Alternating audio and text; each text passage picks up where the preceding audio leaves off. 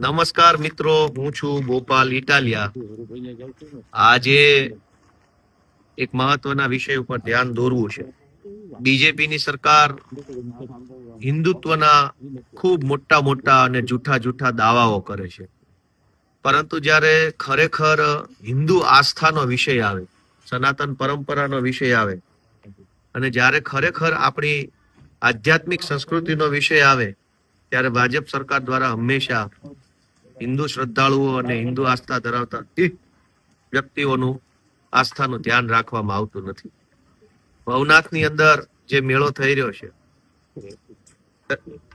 ભવનાથમાં જે મેળો થઈ રહ્યો છે, એ મેળાની અંદર હમણાં હર્ષ સંઘવીએ 4-5 મીટિંગો કરી. જુનાગઢમાં સરકારી માણસો અને બધા અલગ અલગ આગેવાનો સાથે ગાંધીનગરમાં મીટિંગ કરી અને એવો નિર્ણય કર્યો કે ભવનાથ મેળામાં ગિરનાર દરવાજાથી કોઈ પણ વાહન અંદર જઈ શકશે નહીં.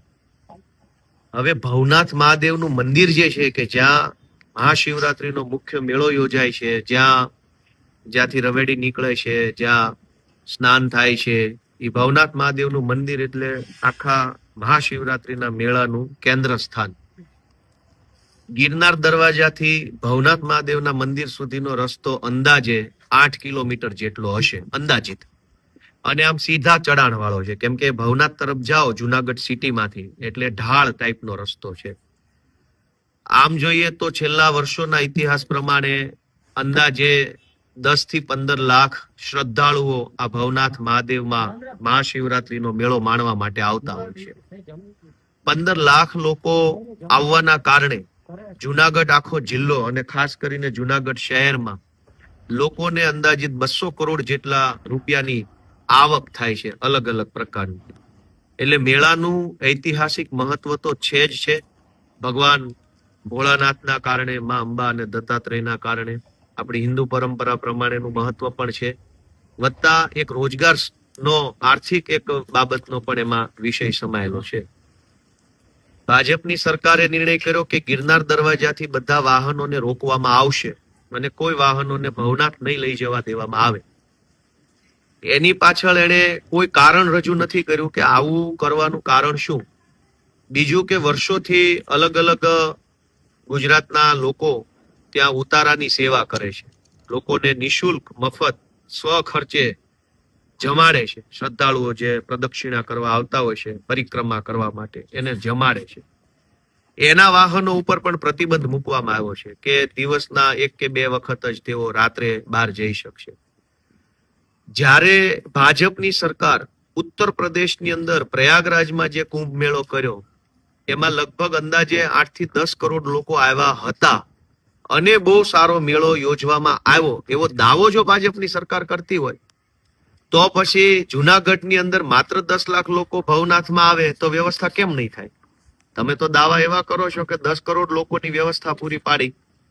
હવે 10 કરોડ લોકોની વ્યવસ્થા પૂરી પાડો છો તો 10 લાખ લોકોની વ્યવસ્થા પૂરી નહીં પડે. અને એટલે આ આખું જે ભવનાથનો મેળો છે એનું આધ્યાત્મિક મહત્વ ઓછું થઈ જાય એવા પ્રયત્નો ભાજપની સરકારે કર્યા છે. હવે જો ગિરનાર દરવાજાથી અંદર વાહનો લઈ જવા દેવામાં નહીં આવે તો 10 લાખ લોકો પણ જો મહાશિવરાત્રીના મેળામાં આવે અને 10 લાખ લોકો પૈકી 5 લાખ લોકો જો વાહનો લઈને આવશે તો એ 5 લાખ વાહનો જુનાગઢ સિટીમાં તો ક્યાંય મૂકી શકાય એવી જગ્યા છે જ નહીં. એવી કોઈ વ્યવસ્થા, જુનાગઢ સિટી આખું ટ્રાફિક જામ થઈ જશે, આખું સિટી હેરાન થશે. બીજું કે ભવનાથમાં મહાશિવરાત્રીના મેળામાં દૂર દૂરથી લોકો આવતા હોય છે. હવે એમની સાથે બાળકો હોય, કિંમતી સામાન હોય, કપડા લતા હોય, ઘણું બધું હોઈ શકે છે. તો એ બધા થેલા શું ખભે લબડાવીને 8 કિલોમીટર ચાલતા બહેનોએ જવાનું? કોઈ માનો કે 2 દિવસ મેળામાં રોકાવા માટે આવ્યું છે અને માનો કે ભાવનગર જિલ્લામાંથી કે સાબરકાંઠાથી કોઈ મહાશિવરાત્રીનો મેળો કરવા આવ્યું તો 4 જોડી કપડા લઈને આવ્યા. હવે 4 જોડી કપડાનો થેલો ખભે લબડાવી અને ગિરનાર દરવાજાથી ભવનાથ સુધી ચાલતા જવાનું. અને સાથે જો નાના બાળકો હોય તો બાળકોને શું તેડીને 8 કિલોમીટર ચાલવાનું? જો કોઈ સિનિયર સિટીઝન હોય, 60-65 વર્ષના વડીલ હોય, કેમ કે ખાસ કરીને વડીલો આવા બધા જે આપણા લોક પરંપરાના તહેવારો છે એમાં ખૂબ રસ લેતા હોય છે, મોટી ઉંમરના આપણા વડીલો. તો ગિરનાર દરવાજાથી 60, 65, 70 વર્ષના વડીલો કે જેને મહાશિવરાત્રીમાં ભવનાથ મંદિરે જવું છે એને શું ચાલતા જવાનું? તો આ કેવા પ્રકારની કુમતિ કુબુદ્ધિ ભાજપની સરકારને સૂજી છે? અને ખાસ કરીને હર્ષ સંઘવી જયારે આ આખા મહાશિવરાત્રીના મેળામાં લાઇમલાઇટમાં રહેવા માટેનું આખું આયોજન ગોઠવે છે, તો એમને વિનંતી છે કે હિન્દુ પરંપરાનો તમે દાવો કરો છો, હિન્દુત્વવાદી સરકાર હોવાનો દાવો કરો છો, તો શા માટે હિન્દુ શ્રદ્ધાળુઓ હેરાન થાય, પરેશાન થાય, 8-8 કિલોમીટર ચાલવું પડે, એવા પ્રકારના મનગઢંત નિર્ણયો લો છો?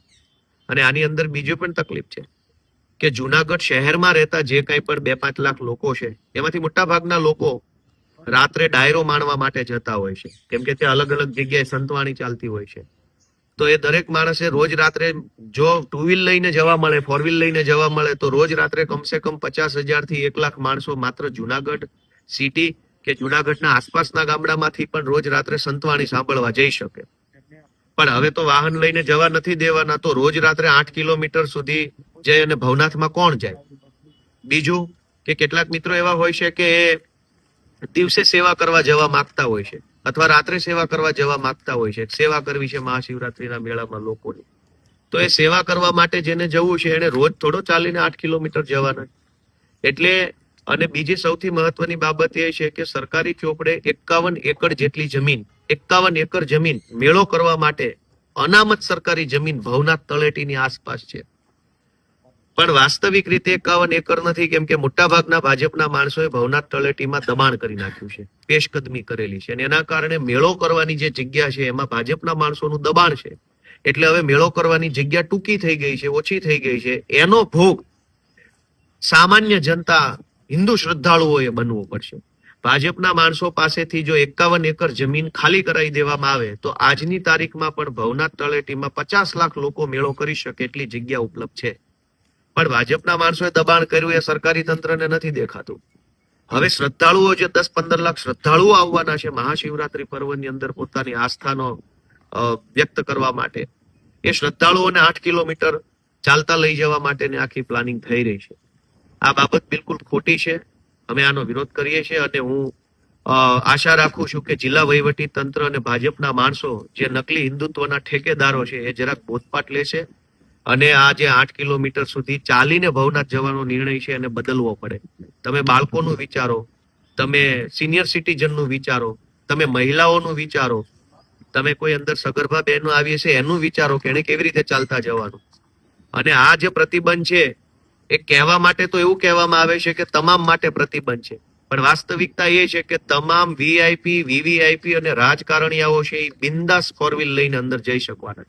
ખાલી આમ જનતા કે જેના થકી મેળો ઉજળો છે, જે કરોડો શ્રદ્ધાળુઓના કારણે મેળો ઉજળો બને છે, એ શ્રદ્ધાળુઓને હેરાન કરવામાં આવશે. રાજકારણીયા હશે, સરકારી નોકરિયાતો હશે, મોટા મોટા સેલિબ્રિટીઓ છે, એ બધાને તો સરકારી ગાડીઓમાં અંદર લઈ જઈ શકશે. પણ જે શ્રદ્ધાળુઓ 10 લાખ આવવાના છે એટલે જ મેળો સફળ થવાનો છે, એ શ્રદ્ધાળુઓને અંદર નહીં આવવા દેવામાં આવે. એટલે આ બાબતની અંદર બિલકુલ અમારો વાંધો વિરોધ છે.